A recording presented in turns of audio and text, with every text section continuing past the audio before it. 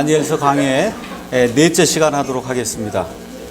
오늘을 넷째 시간에는 다니엘서 2장 시간이 허락되는 데까지 이제 하려고 하는데 예상으로는 23절까지 하면 좋겠다. 여기 2장이 상당히 깁니다. 49절까지 이제 나와 있거든요. 그래서 반 정도만 이렇게 여러분하고 살펴보면 좋을 것 같아요. 자, 이제 1장에서 다니엘과 그의 세 친구들이 왕의 시험을 통과하고 그리고 바빌론에서 유명한 그런 그 지혜자들 중에 이제 한 사람으로 이제 자리매김을 하게 됐습니다. 자, 이런 가운데 드디어 또 한 번의 이제 시련이 이들에게 이제 다가오는 겁니다. 그래서 다니엘서 2장은 여러분 이제 이 2장을 읽으실 때는 하나님께서 세상 모든 왕국들을 통치하시는 그런 분이다. 그러니까 하나님의 통치 주권. 중국에도 왕이 있고 한국에도 옛날에 왕이 있고 지금도 뭐 대통령이 있고 다 있지 않아요. 그렇죠? 하나님께서 대영 제국을 통해서 온 세상을 다스리다가 지금은 미국을 통해서 지금 어느 면 세상을 다스리고 지금 그러다가 지금 패권이 중국 쪽으로 이렇게 넘어가고 있어요. 그래서 중국의 전체 GDP가 이제 미국을 넘어서는 그와 같은 때로 이렇게 되고 있는데 이런 모든 거를 하나님이 손 안에서 모든 거를 지금 이루고 계신다. 이런 내용이 지금 이 안에 들어있는 거예요. 그래서 2장을 가서 보시면 그 안에 바빌론이 다스리던 바빌론, 그렇죠? 느부갓네살이 다스리던 바빌론, 그 다음에 메데 페르시아 왕국, 끝나고 난 다음에 그리스 왕국, 그 다음에 로마 제국, 그 다음에 적그리스도의 통치, 맨 마지막에 예수 그리스도께서 하늘의 하나님께서 한 왕국을 세우신 그 왕국을 통치하는 그와 같은 메시아로 이 땅을 통치하는 그런 내용이 2장에 멋있게 드러나 있어요. 그래서 영어로 내가 Great Chapter라고 썼어요. Great, 아주 엄청나게 위대한 하나님의 모든 통치 계획이 다니엘이 지금부터 약 2600년 전 사람인데 이제 2600년 전에 앞으로 2600년 동안 온 세상에 일어날 그런 일들, 굵직한 그런 일들을 그래서 맨 끝에 이 세상 왕국들을 깨고 우리 주 예수님께서 세상을 다스리시는 이 왕국을 세우는 그런 일까지 이게 아주 멋있게 이렇게 묘사가 되어 있는 게 다니엘서 2장이에요.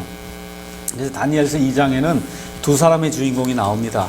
바빌론의 느부갓네살 왕이 꿈을 꾸니까, 그렇죠? 그 다음에 이 꿈을 해석하는 다니엘. 이렇게 되니까 우리가 잘못 생각하면 2장의 주인공은 다니엘이겠구나. 아니에요. 2장의 주인공은 하나님이에요. 이걸 우리가 잘 기억하셔야 돼요. 느부갓네살도 아니고 다니엘도 아니고 2장의 주인공은 하나님이시다. 하나님. 온 세상 우주 만물을 하나님이 주권을 가지고 통치하신다고 하는 이런 내용을 저와 여러분이 이제 기억해야 됩니다.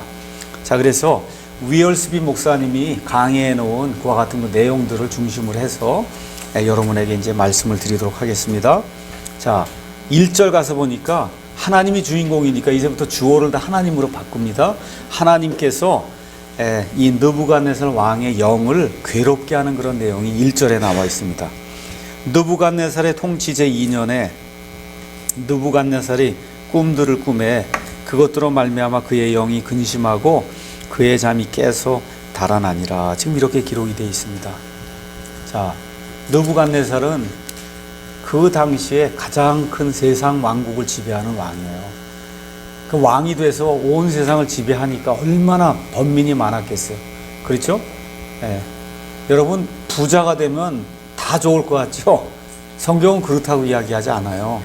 한번 가서 한번 보겠습니다. 전도서 5장 12절. 전도서 5장 12절에 하나님의 지혜자 솔로몬이 뭐라고 이야기하느냐. 수고하는 자는 적게 먹든지 많이 먹든지 잠을 달게 자거니와 부자는 풍요로움으로 잠들지 못하리로다. 세상에 대통령이 되고 이건희 씨 같이 아니면 빌 게이츠 같이 세상에 가장 큰 그와 같은 그 재물을 소유한다고 잠을 달게 자는 게 아니다. 시장 바닥에서 노동하는 사람이 잠을 가장 달게 잔다는 거예요. 그러거든요. 잠을 잘못 자면 그게 가장 불행한 거예요. 저도 한 4, 5개월 정도 잠을 못 자서 병원 신세도 지고 이제 그런 적이 있었는데 참으로 힘든 거예요. 잠이 안 오니까 그 생활이 한 달, 두 달 지속이 돼 얼마나 어려운가. 지금 느부갓네살이 지금 이러한 지금 어려움을 겪는 거다. 하나님이 꿈에 그에게 무언가를 보여줬는데 하여튼 엄청난 걸 보여준 거예요. 그러니까 너무 놀란 거예요, 느부갓네살이. 그렇죠? 자, 이 문제를 지금 해결하려고 하는데 이걸 어떻게 해결할 건가 고민하는 그런 내용이 그 안에 이제 기록이 되어 있습니다. 어떤 일로 괴로워했냐? 2장 29절 가서 보니까 다니엘이 얘기하는 겁니다. 그러나 은밀한 일들을 계시하시며 마지막 날들에 있을 일을 느부갓네살 왕에게 알려주신 한 하나님이 하늘에 계시나이다. 왕의 침상에서 본 왕의 꿈, 곧 왕의 머릿속에 관상들은 이러합니다 라고 이야기하면서 느부갓네살이 앞으로 내 왕국이 어떻게 되고 세상이 어떻게 될 것인가, 이거에 대해서 고민하는 그런 내용이 이제 이 안에 기록이 되어 있습니다. 다시 말해 미래에 어떤 일이 일어날 것인가. 왕이 되면, 왕이 되기 전까지는 왕이 되려고 딱 노력하니까 그게 하나의 목표인데 왕이 일단 딱 되면은 그 다음에 이거를 어떻게 유지할 건가, 앞으로 어떻게 될 건가, 이게 이제 고민이 되는 거죠. 그래서 성경 말씀 가서 보시면 과거에는 하나님께서 종종 꿈으로 자신의 계획들을 계시하신 그런 내용들을 성경을 통해서 알 수가 있습니다. 여기 지금 느부갓네살뿐만 아니라 창세기 41장에 가서 보시면 요셉이라고 한 사람이 나오는데 하나님께서 그 요셉을 들어 쓰시기 위해서 이집트의 파라오에게 두 꿈을 주세요. 그렇죠? 첫 번째 꿈은 뭐예요? 잘생긴 아주 기름진 그런 암소 7마리가 이제 올라왔는데 야위고 못생긴 암소 7마리가 나타나서 그 7마리를 다 잡아먹는 그런 꿈이 한번 나타났습니다. 그러고 나서 또 어때요? 좋은 곡식 7개 이게 나타났는데 아주 마르고 형편없는 그와 같은 이삭 7개가 나타나서 처음에 있었던 그 좋은 곡식 7개를 이렇게 삼켜버리는 이와 같은 꿈. 이 꿈을 통해서, 꿈의 해석을 통해서 요셉이라고 한 사람이 이집트의 국무총리로 이렇게 등장하는 그런 내용이 창세기 41장에 이제 기록이 되어 있습니다. 여러분 마태복음 신약성경 또 가셔서 이제 보시면은 마태복음 2장 12절에 동방에서 지혜자들이 왔어요. 예수님을 만났습니다. 근데 하나님께서 꿈에 그들에게 나타나서 다른 길로 돌아가라, 헤롯이 너희를 죽이려고 하니까.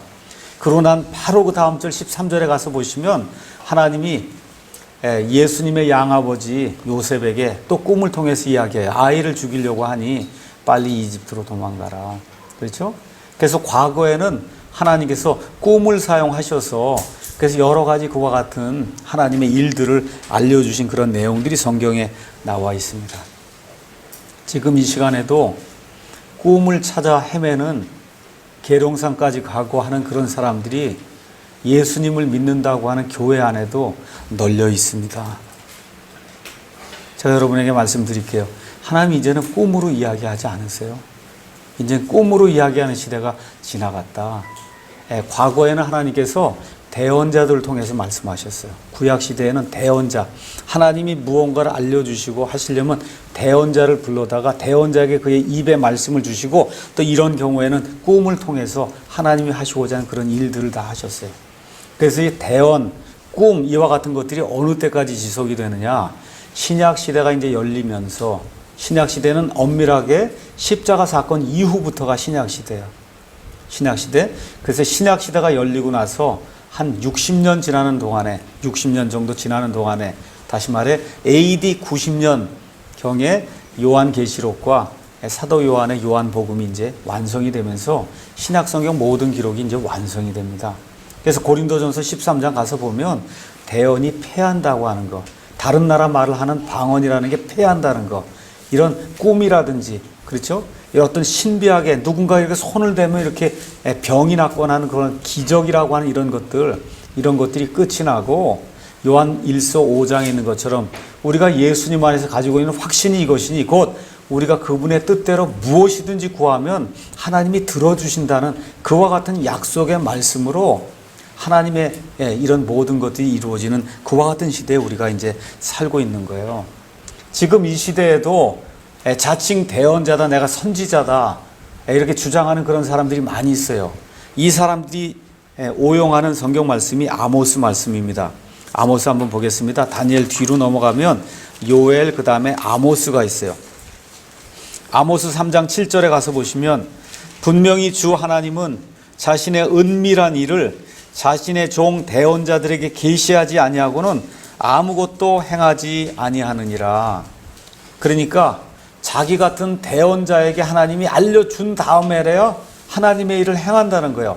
휴거가 언제 일어날지, 그렇죠. 1992년도 휴거 파동이 일어날 때 이거 다 이용하는 거예요. 거기 그 아이들, 이런 아이들을 하나님의 이 종에게 이게 계시가 됐는데 92년 뭐 10월 며칠 날 예수님이 온다. 그럼 이 구절 이용하는 거예요. 이 구절.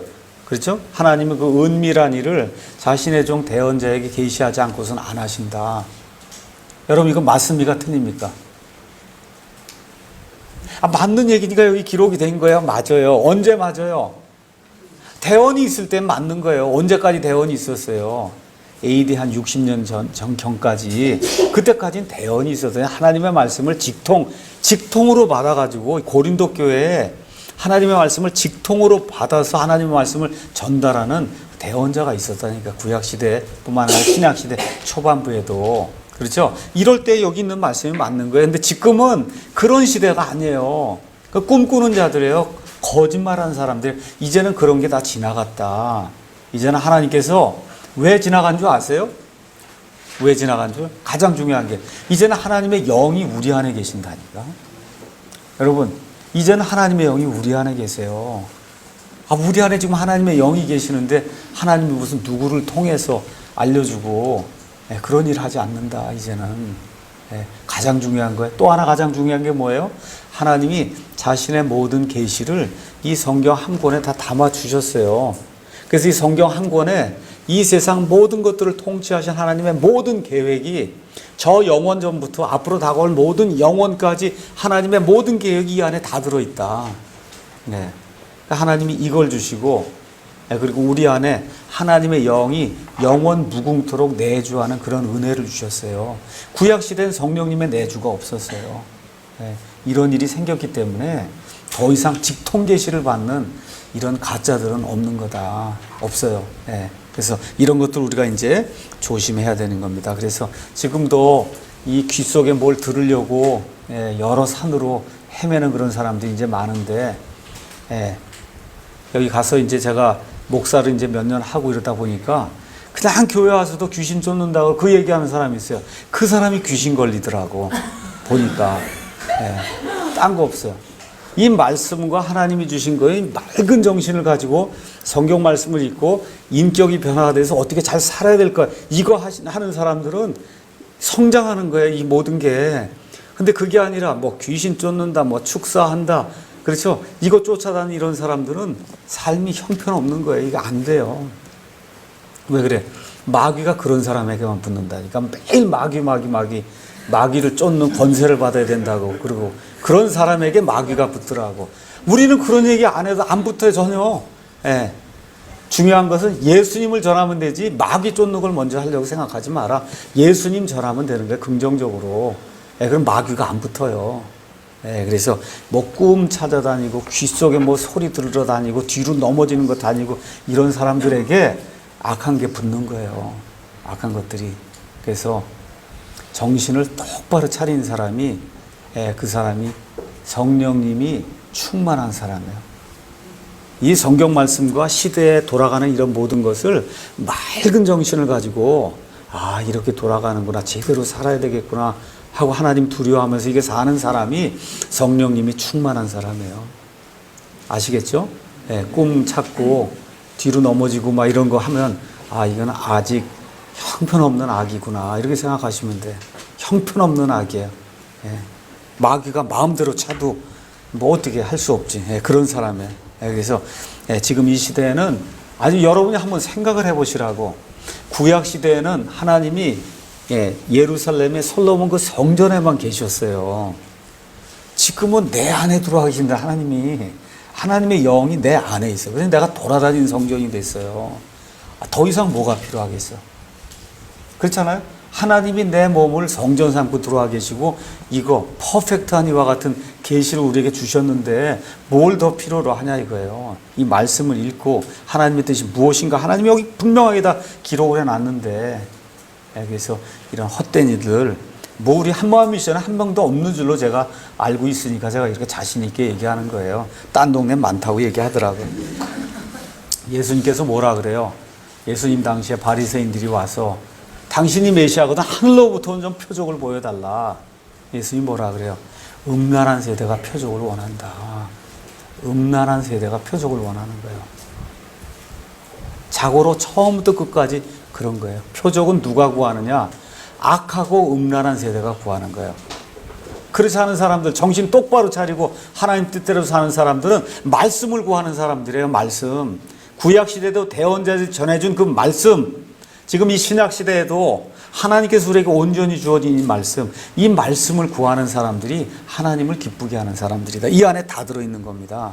우리가 한번 예레미야 당시 한번 상황을 한번 보겠습니다. 예레미야 23장. 꿈을 꾼다 그러면 문제가 생기기 시작하는 거라. 자, 한번 보겠습니다.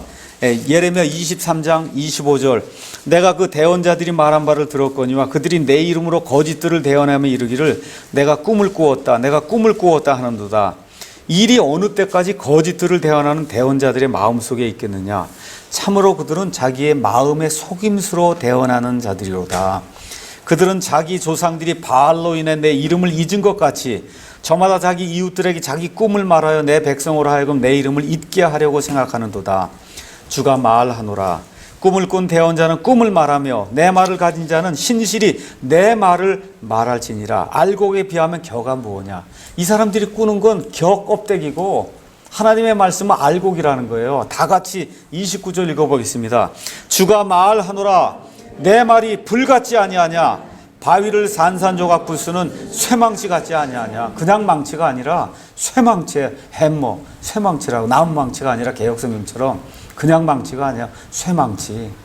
바위를 산산조각 내려면 쇠망치를 해야지 그냥 망치로 되겠어요? 이런 거 의지하지 말라는 거예요.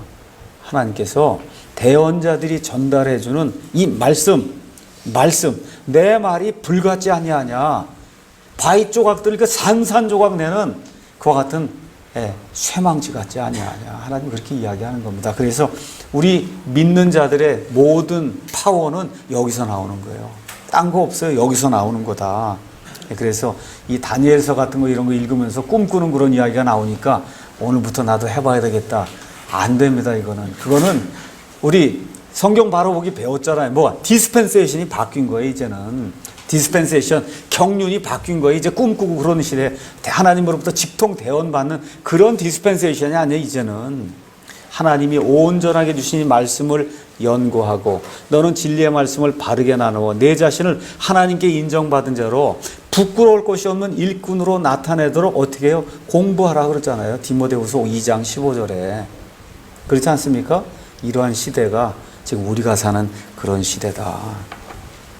자, 이렇게 해서 하나님께서 느부갓네살 왕의 영을 괴롭게 하는 이 일을 통해서 뭘 하시려고 그래요? 하나님의 계획을 드러내시고 하나님을 두려워하는 자신의 종들을 하나님께서 영화롭게 하시기 위해서 느부갓네살 왕의 영을 괴롭게 하는 거예요. 괴롭게. 자, 이제 2절에서 이제 13절에 있는 말씀 제가 읽겠습니다. 그때 왕이 자기 꿈들을 왕에게 알려주도록 마술사들과 별을 살피는 자들과 마법사들과 갈대아 사람들을 부르라고 명령하며 이에 그들이 와서 왕 앞에 서니라. 왕이 그들에게 이르되 내가 한 꿈을 꾸고 그 꿈을 알기 위해 내 영이 근심하였도다 하매 이에 갈대아 사람들이 왕에게 시리아 말로 이르되 오 왕이여 영원토록 사시옵소서. 그 꿈을 왕의 종들에게 말씀하소서. 우리가 그 해석을 보여드리겠나이다 하니 왕이 갈대아 사람들에게 응답하여 이르되 그것이 내게서 떠났도다. 만일 너희가 그 꿈과 그것의 해석을 내게 알려주지 아니하면 너희를 여러 조각으로 쪼개며 너희 집들을 거름더미로 만들 것이요 만일 너희가 그 꿈과 그것의 해석을 보이면 선물과 보상과 큰 명예를 내게서 받으리라. 그런즉 그 꿈과 그것의 해석을 내게 보이라 하거늘 그들이 다시 응답하여 이르되 왕께서는 그 꿈을 자신의 종들에게 이루소서. 어떻게 죽어가는 목소리 지금 그러는 거 아니에요? 이루소서 그러는 거예요. 그리하면 우리가 그것의 해석을 보여드리겠나이다 하매 왕이 응답하여 이르되 내가 분명히 아노라 그것이 내게서 떠났음을 너희가 알므로 시간을 벌려 하는도다. 예. 그러므로 너희가 그 꿈을 내게 알려주지 아니하면 너희를 위한 칙령은 오직 하나뿐이니 이는 때가 변할 때까지 너희가 거짓되고 부패한 말을 예비하여 내 앞에서 말하려 하였기 때문이라. 그러므로 내게 그 꿈을 이루라. 그래야만 너희가 그것의 해석도 내게 보일 줄을 내가 알리라 하더라. 10절 갈대아 사람들이 왕 앞에서 응답하여 이르되 땅에는 왕의 그 일을 보여줄 사람이 있어요 없어요? 없습니다. 하나도 없습니다. 그러므로 어떤 왕이나 군주나 치리자도 이런 일들을 마술사나 별을 살피는 자나 갈대아 사람에게 물어본 적이 한 번도 없었다는 거예요. 왕이 요구하시는 것은 드문 일입니다. 육체와 함께 거하지 않은 신들 외에는 왕 앞에서 그것을 보여줄 자가 아무도 없나이다 하매 왕이 이런 까닭으로 분노하고 심히 경노하여 바빌론의 모든 지혜자들을 멸하라고 명령하니라. 지혜자들을 죽이라는 칙령이 나아가니 그들이 다니엘과 그의 동료들을 죽이려고 찾았더라. 이렇게 지금 기록이 되어 있습니다. 자, 먼저 생각해 봐야 될 거는 느부갓네살이 정말 그 꿈을 꿨는데 그 꿈을 잊어버렸을까? 여러분 한번 생각해 보세요. 그 꿈을 정말 잊어버렸을까? 아니면 이 꿈이 너무나 엄청난 그런 꿈인데 이 바빌론에 있는 이런 지혜자들이 과연 이 꿈을 해석할 수 있을까 없을까를 알아보기 위해서 내가 정말 꿈을 잊어버렸다고 그렇게 이야기하는 걸까? 어떤 것 같아요, 여러분? 성경은 대답을 안 해요. 성경은 대답을 안 하니까 여러분이 A라고 대답해도 되고 B라고 대답해도 괜찮아요. 근데 성경을 믿는 모든 사람들이 가지고 있는 질문이 그거예요. 과연 정말 느부갓네살이 그렇게 엄청난 꿈을 그렇게 꾸고 그걸 잊어버릴 수 있을까? 여러분 같으면 어떻게 잊어버릴 것 같아요? 너무너무 엄청난 꿈을 이렇게 꿨는데 너무너무 힘들어하면 막 영이 그냥 괴로움이 올 정도로 이런 꿈을 꿨는데 그 꿈을 잊어버릴 수 있겠어요, 여러분? 그렇게 생각하시면 잊어버릴 수 않고 이게 정말 이 사람들이 얘기하는 게 진짜인지 아닌지를 알아보기 위해서 내가 꿈을 모르니까 꿈까지 다 해석해라. 그랬을 가능성이 크다는 거예요.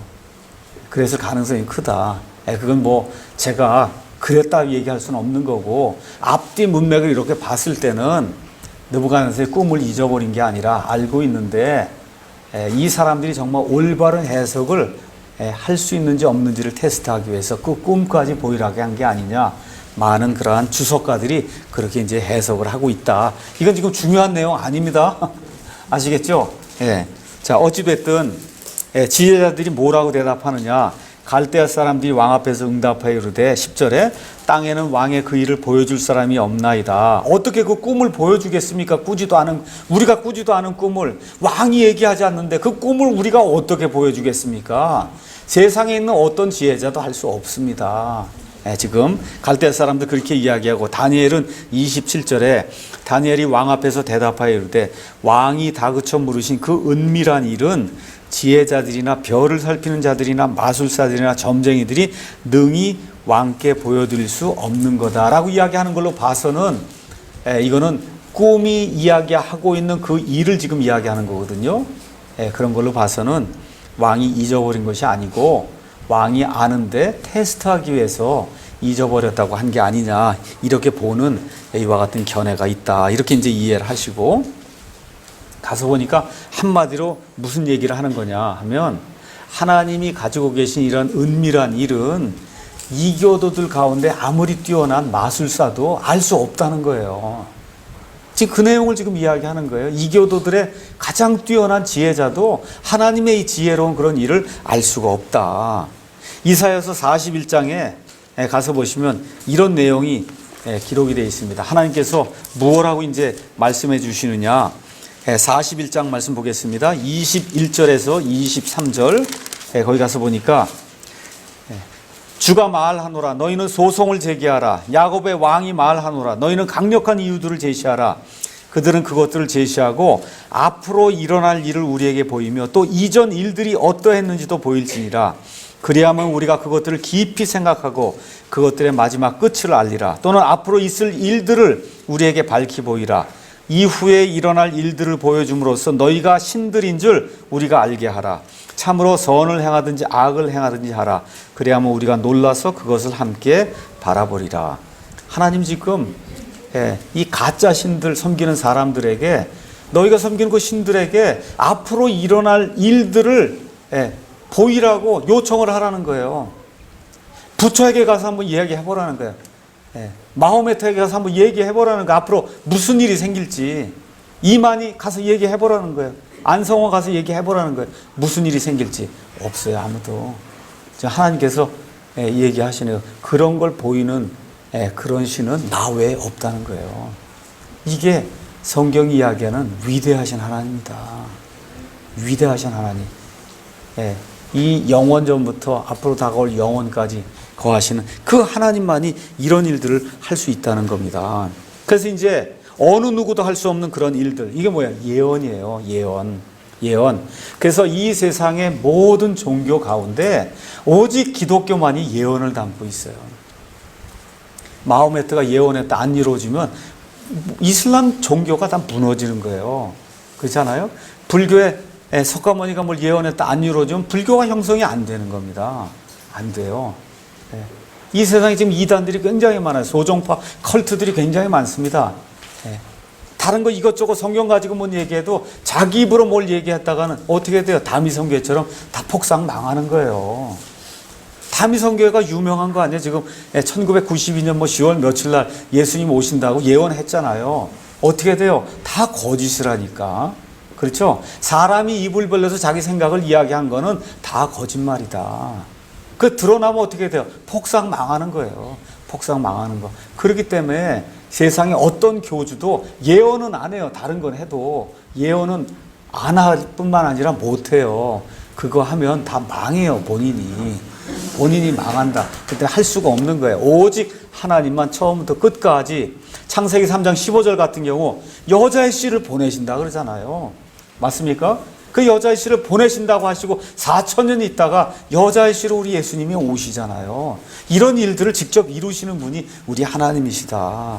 그래서 하나님을 두려워한 이와 같은 그 하나님의 종들을 사람들 앞에서 하나님께서 영광스럽게 만들어 주시기 위해서 또 이런 일들을 하시는 거예요. 여러분이 출애굽기를 읽어보시면 이 파라오 앞에서 모세와 아론이 가서 하나님의 일들과 이와 같은 표적들을 행하게 될 때 이집트의 마술사들이 그걸 본받으려고 모방하려고 했지만 안 된단 말이에요. 그렇죠? 간단한 건 했지만 어려운 건 하지 못했어요. 그래서 하나님의 영광을 모든 그와 같은 이교도들 앞에 직접 드러내어 보여주는 그런 일이 나와 있습니다. 열왕기상 18장에 가서 보시면 여러분이 알고 있는 엘리야가 바알에 대한 바알이라고 하는 이 이세벨이 저우의 시돈, 지금의 이 레바논에 있는 이와 같은 그 바알 신을 이스라엘 땅으로 가지고 왔거든요. 그래서 바알의 대원자들 450명과 작은 숲을 섬기는 그와 같은 대원자 400여 명과 함께 거기서 어떤 신이 진짜 신이냐를 다 이렇게 판가름하는 그와 같은 시합을 하지 않습니까? 하나님께서 엘리야의 기도에 응답하시면서 이 850명을 완전히 다 잡아 죽이는 그와 같은 일이 성경에 기록이 되어 있는 겁니다. 또 우리 신약 성경 읽어보시면 바울이 바나바와 함께 제1차 선교 여행을 떠났어요. 선교 여행을 떠나서 키프로스, 우리 개혁 성경의 구브로라고 하는 거기에 갔더니 거기에 있는 총독의 이름이 누구냐? 바울이에요. 거기 있는 총독의 이름이. 바울에게 가서 열심히 말씀을 전하는데 거기 누가 나타나냐? 바예수라고 하는 가짜 마술사가 나타나서 그래서 예수님을 믿지 못하도록 방해 공작을 피니까 바울이 하나님의 이름으로 이 마귀를 내쫓는 그와 같은 일이 그 안에 기록이 되어 있거든요. 그래서 하나님 앞에 설 수 있는 그런 신이 없다. 하나님은 참 이 세상에 하나님 외에 나머지는 다 창조된 거예요. 이 세상 사람들이 신이라고 섬기는 그런 모든 존재는 하나님이 만든 창조물이다. 심지어 그 신들 중에 가장 우두머리가 사탄 마귀인데 사탄 마귀도 하나님이 만든 창조물이다. 지금 이 시대에 왜 이렇게 고통과 고난이 있느냐? 하나님께서 사탄 마귀가 반역한 이후에 그에게 지금 기회를 주면서 할 수 있는 데까지 다 해봐라. 창조물이 창조주를 이길 수 있는가? 한번 다 해보라고 하나님께서 지금 시험의 시간을 허락하고 있는 그런 시대에 지금 저와 여러분이 살고 있는 거다. 성경이 지금 그렇게 이야기해주고 있는 거예요. 그래서 하나님의 이런 일들을 하나님의 지혜라고 성경이 이야기하고 있어요. 하나님의 지혜. 그 하나님의 지혜의 절정이 뭐냐? 그게 예수님이에요. 그 하나님의 지혜의 또 다른 절정이 뭐냐? 그 예수님이 십자가에서 죽는 거예요. 여러분 한번 생각해 보세요. 하나님이 사람을 구원하셔야 돼요. 사람을 구원하는 유일한 방법은 대신 속죄를 해야 된다고. 대신 속죄. 누군가가 죄 없는 누군가가 죄 있는 사람을 위해서 피를 흘리고 죽어야 돼요. 짐승에 가능해요. 그렇지만 이게 어때요? 일시적으로만 덮는 거예요. 다른 걸로는 안 되는 거예요. 그럼 사람들 가운데 완전한 그런 속죄자가 있냐? 없단 말이에요. 다 죄덩어리인데. 그렇잖아요? 천사는 죽을 수가 없잖아요. 그렇죠? 그럼 온 우주 공간에 사람의 모든 죄를 제거하면서 하나님의 이 공정한 그와 같은 요구 조건을 만족시킬 수 존재가 온 우주 공간에 있냔 말이에요. 있어요? 없어요? 없어요. 그거 어떻게 해요? 하나님이 사람의 몸을 입고 오시는 거예요. 그거 외에는 다른 방법이 없다. 여러분 한번 생각해 보세요. 그거 외에 사람을 대신 속죄할 수 있는 방법이 있을까? 하나님이, 거룩하신 하나님이, 죄 없으신 하나님이 이 땅에 오셔서 죄 없는 그런 삶을 사시다가 십자가에서 그 형틀에서 죽으시면서 다 이루었다고 말씀하신 바로 그 순간에 온 세상 모든 사람들의 죄들을 완전히 제거하시는, 그것도 단번에 영원 무궁토록. 그렇죠? 그 방법 외에 다른 방법이 있으면 한번 저한테 알려줘 보세요. 그거 외에 다른 방법이 있을 수 있나? 그게 하나님의 지혜라는 거예요. 바울이 그걸 깨닫고는, 그리고 예수 그리스도 내 주님을 하는 그 지식의 엑셀런시, 그 뛰어난 그 고상함으로 인해 내가 그 전에 가지고 있던 모든 걸 다 똥으로 여긴다. 그렇잖아요. 너무나 그 예수님, 진짜 이럴 수가 있냐. 하나님이 이런 지혜를 하나님이 발휘하실 수가 있나. 그래서 고린도전서에 가서 바울이 이야기하는 거예요. 고린도전서 1장에 뭐라고 이야기하느냐. 18절. 십자가를 선포함이 멸망하는 자들에게는 어리석은 것이로되 구원받은 우리에게는 하나님의 권능, 하나님의 파워다. 그래서 예수 그리스도의 십자가만이 저와 여러분을 구원할 수 있는 유일한 파워다.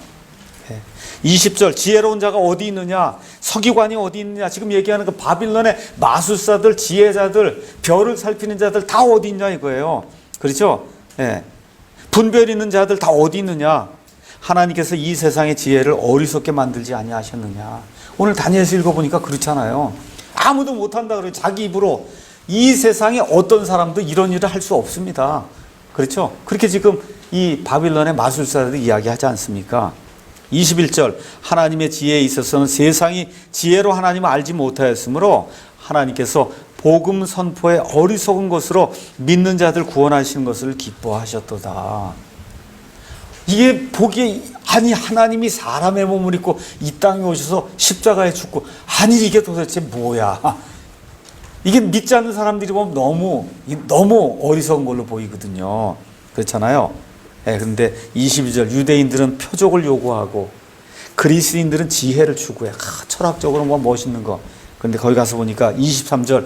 우리는 십자가에 못 박이신 그리스도를 선포하노니 그분은 유대인들에게는 걸려 넘어지게 하는 것이요. 유대인들이 지금 왕을 기다리고 있는데 십자가에 달려 죽으니까 어떻게 걸려 넘어졌다면 유대인들이. 그렇죠? 그리스인들에게는 어리석은 게, 철학, 이게 무슨 철학이 좀 있어야지 말이야. 이게 도대체 하나님이 무슨 사람의 몸을 입고 이게 말이 되냐. 이게 그리스인들이 이해가 안 되는 거예요. 그렇죠? 24절 다 같이 읽겠습니다. 그러나 부르심을 받은 자들에게는, 유대인들에게나 그리스인들에게나 그리스도는 하나님의 권능이시요 하나님의 지혜이시니라. 그러면서 바울이 하나님의 어리석음이 사람들보다 지혜롭고 하나님의 약함이 사람들보다 강하니라, 그렇게 이야기하고 있는 거예요.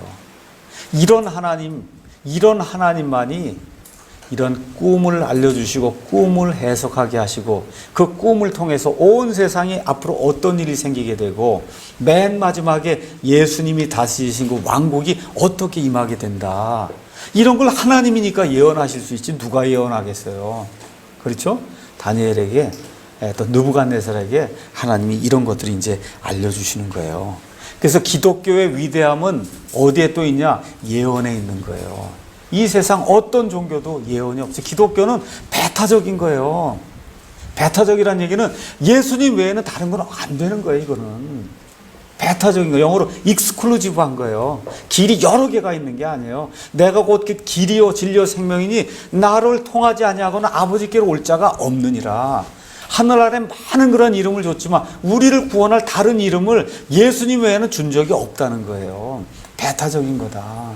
그 배타적인 것 중에 하나가 예언이 있는 거예요. 그 배타적인 중에 하나가 또 뭐야? 부활이 있는 거예요. 다른 데 감히 부활 얘기를 못해요.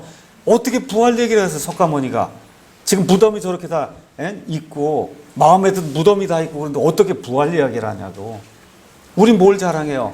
예수님의 빈 무덤을 자랑하는 거 아니에요? 그렇지 않습니까? 얼마나 배타적이에요. 배타적인가요? 우린 익스클루지브한 오직 원웨이. 원웨이예요. 여러 길이 아니라 원웨이. 이런 것이 기독교의 위대함이다. 멋있잖아요, 여러분. 그걸 원더풀하다는 거예요. 원더가 풀한 거예요. 원더가 풀한 게 원더풀이에요. 놀라운 게 풀 가득한 거. 자, 그래서 이 기독교에만 예언이 있는 거예요. 그래서 여러분이 구약 성경을 가서 읽어보시고 또 신약 성경 읽어보시면 예언으로 가득 차 있어요. 예언.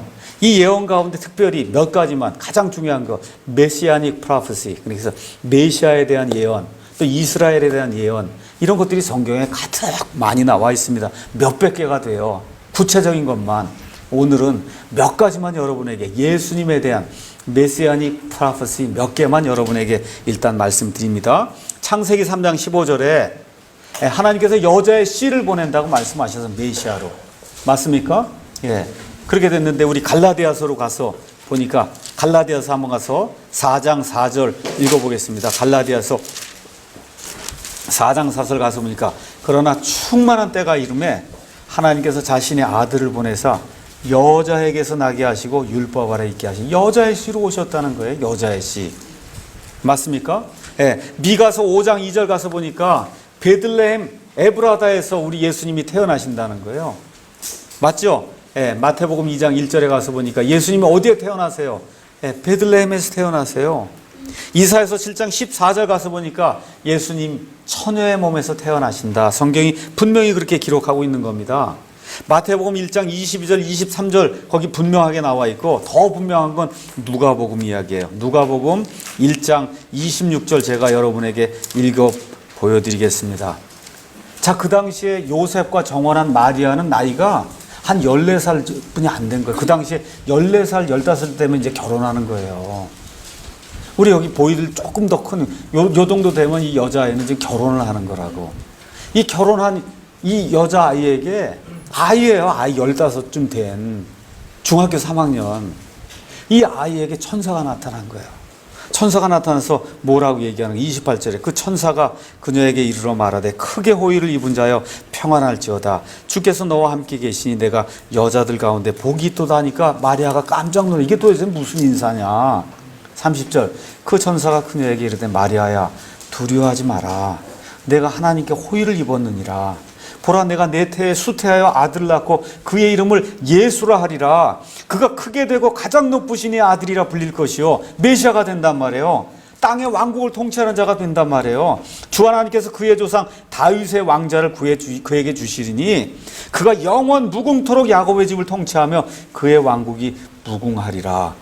그랬더니 대답이 뭐예요? 이 30절 이에 마리아가 천사에게 이르되 나는 남자를 알지 못하는데 어찌 이 일이 있을 수 있습니까? 이게 얼마나 놀라운 대답이에요. 그렇잖아요. 지금 15살 이 소녀가 아니 태 속에 아기를 뺀다니 이게 무슨 얘기야. 남자를 내가 알질 못하는데 내가 어떻게 아기를 낳을 수 있습니까? 처녀탄생 이야기 하잖아요. 그렇죠? 놀라운 고백이에요. 그랬더니 천사가 그녀에게 대답하여 이르되 성령님께서 내게 임하시고 가장 높으신 이의 권능이 너를 덮으시리니 그런즉 또한 내게서 태어날 그 거룩한 것. 왜 것이라 그랬냐? 여자의 씨기 때문에 것이라 그런 거예요. 여자의 씨기 때문에 중성으로 받은 거예요. 여자의 씨. 예, 그건 하나님의 아들이라 불리리라. 그렇게 얘기할 때 마리아가 뭐라 그래요? 38절. 주의 여정을 보소서 당신의 말씀대로 그 일이 내게 이루어지이다. 이렇게 이야기할 때는 내가 간음죄고 뭐고 해서 다 이게 비난받고 쫓겨나도 내가 감당하겠습니다 하고 하나님 앞에 약속하는 거예요. 이와 같은 그 믿음을 가지고 마리아가 예수님을 탄생시킨 거다. 처녀 탄생. 그렇죠? 한번 생각해보면 처녀 탄생. 내가 남자를 알지 못하는데 어떻게 아기를 가질 수 있습니까? 처녀 탄생.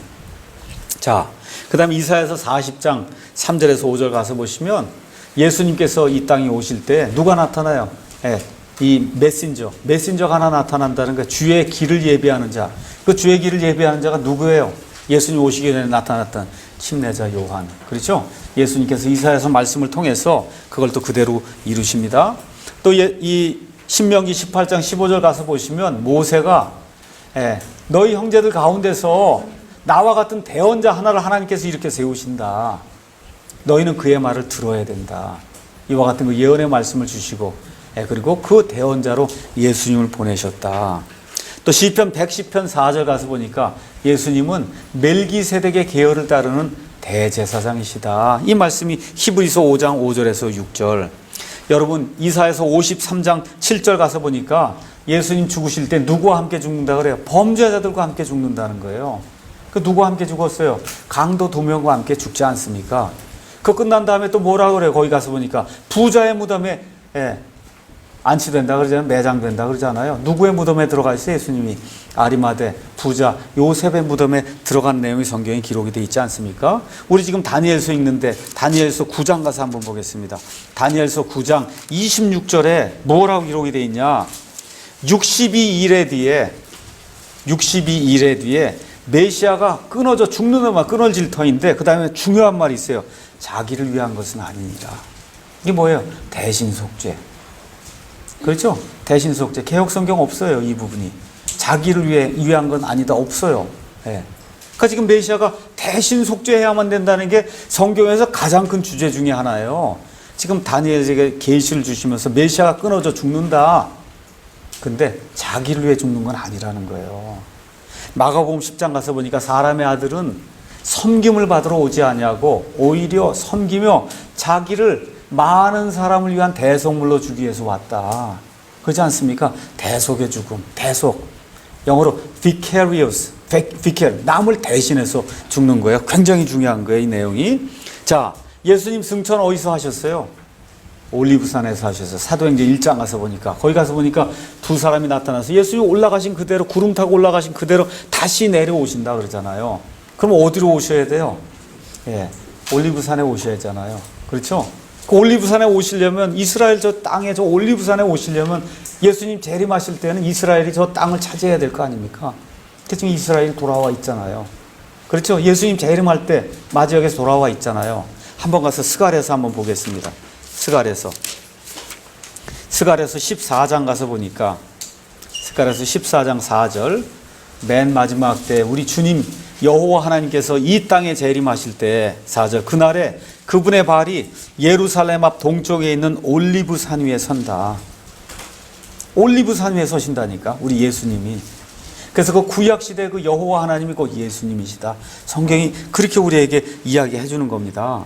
스가랴서 12장 말씀 한번 보겠어요. 스가랴서 12장 가서 보니까 예수님이 하나님께서 그 땅이 이제 그 예루살렘에 있던 그런 사람들과 이스라엘 백성이 재림의 때에 애통하고 통곡하며 이 메시아를 받아들인 그때 그 땅이 애통하되 가족마다 따로 애통하리니 그 다윗의 집 가족이 따로 하고 그들의 아내들이 따로 하며 쭉 다 이야기한 가운데 무엇라고 이야기하나 10절 가서 보겠습니다.